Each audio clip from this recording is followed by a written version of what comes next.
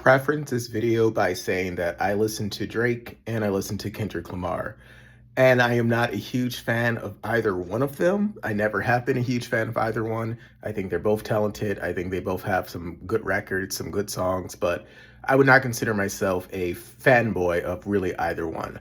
So that being said, I cannot help but to think to myself and notice that so much of the hate that I'm seeing for Iceman just seems so, not only does it seem so performative and so fake, but it just feels so forced. Like I saw people have full album reviews for this record within like the first 10 minutes that it dropped.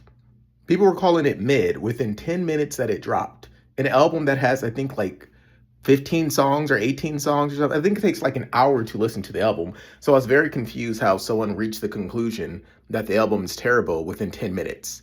It just comes off disingenuous. But the thing I've learned about current internet culture, and I've said this, and I was going to edit this video, fuck it, I'm not editing anything. Anyway, one thing I've noticed about current internet culture is that we are in what I call the loser era.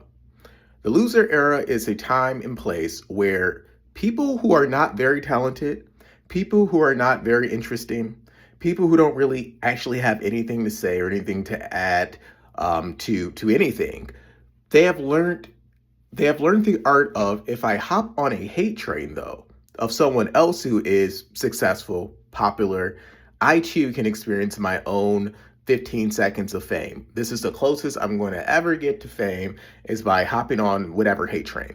And this is not unique to Drake. People do this when it comes to any popular artist, like Taylor Swift, Beyonce, that, like literally like the artists like that, where it's so easy to hate, people just jump on it. And they usually are just repeating the same talking points they've seen on Twitter, that they've seen on Instagram, that they've seen on TikTok, that they've seen on wherever. And it's not any type of genuine, this is how I feel about this thing. It's more like, well, this is going to get me likes, this is going to get me views, this is going to get me attention, and it is socially acceptable to hate on this artist or hate this movie or hate this album or whatever. And that is what I have seen consistently for this rollout. Not only, in my opinion, is it Drake's best album in years, but in general, it's just a good rap album. I don't think this is a terrible album by any means. And it was just, some of the discourse has been so beyond bizarre, where people are like, oh, Drake needs to grow up and write more mature content.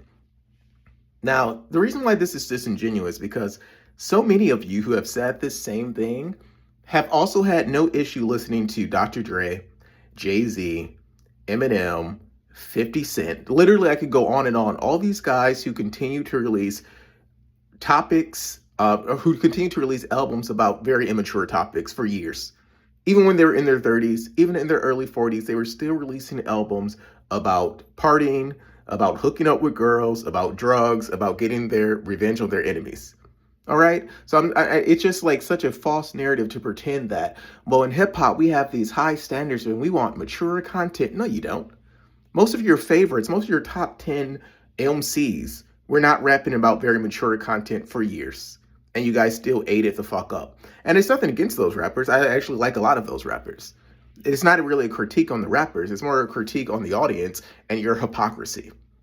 You know what I'm saying? And then this other narrative is like, oh, well, Drake should just get over the beef.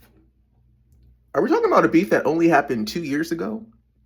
Are we talking about a beef where someone was called a pedophile to millions of people, and then that same song was performed at the Super Bowl for millions of people to see?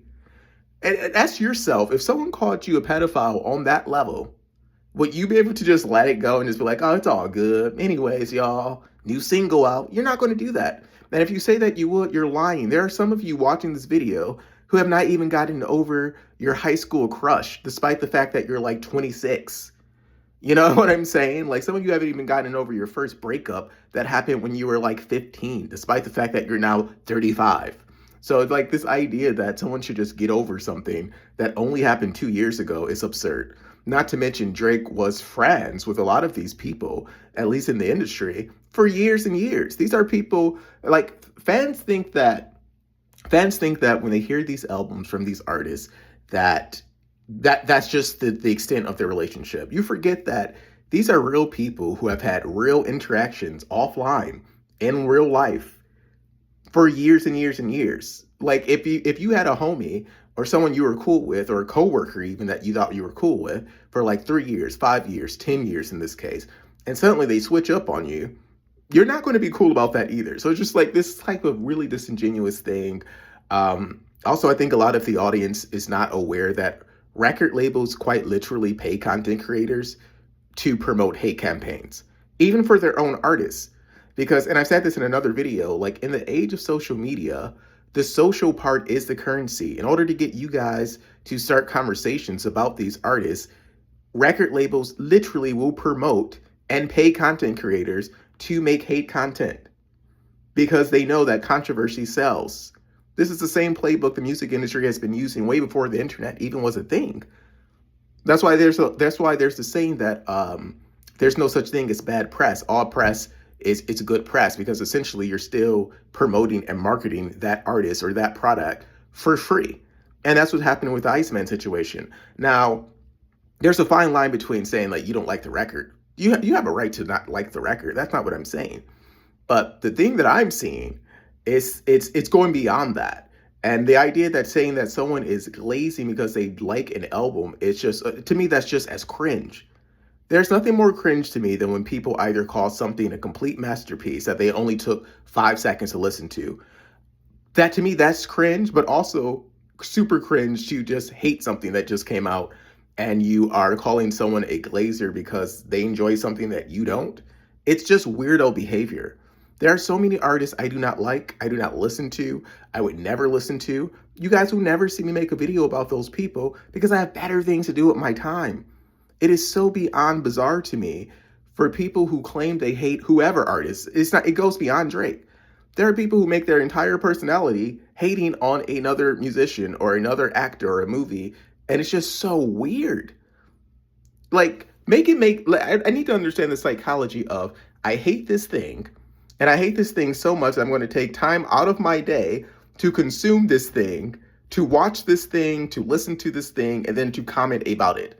That's how much I hate it. You know the things that I hate? I just simply don't watch it or listen to it. Then I go about my day. Maybe because I'm in a relationship, maybe because I have friends, maybe because I have a real life, and maybe some of you genuinely are, again, losers. And most content creators are not going to tell you this because they care about views and likes and having you guys like everything that they say, because they're going to go to the most least resistance. I am not like that. I'm going to just be very blunt and honest with you of how I feel. There is loser culture happening, and we are at the peak of loser culture, and I am so beyond tired of it. I would probably make a separate video on that. But yeah, the Iceman hate just seems so incredibly weird and bizarre.